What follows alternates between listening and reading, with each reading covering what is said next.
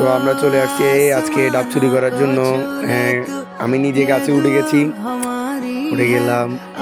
পিছনে কিন্তু একটা অস্ত্র আছে, আপনারা দেখতেছেন অবশ্যই।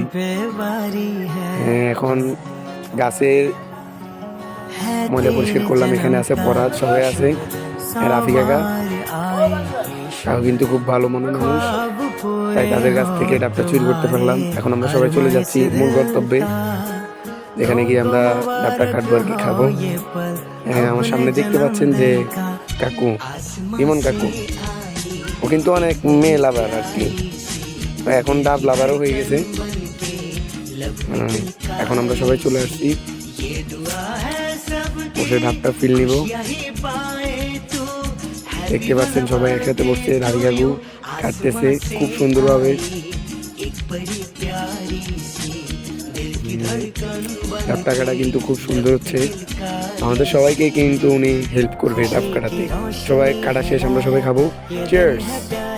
ও শর্ট রিমন কিন্তু বাঁশের লাঠি দিয়ে ফাইভ বানিয়ে নিল। ওই যে ফাইম হাবু হাবু হাবু কিন্তু খুব দারুণ ভাবে পানি খাইতেছে। ফরহাদ বলতেছে ফরহাদ নাকি ভিডিও করবে। চিকুন আলিয়াও ডাব খাইতেছে। অবশেষে আমি আর ফরহাদ লাস্ট ভিডিওতে নিলাম। অবশেষে আমাদের ডাবখানা অলরেডি অর্ধেক শেষ।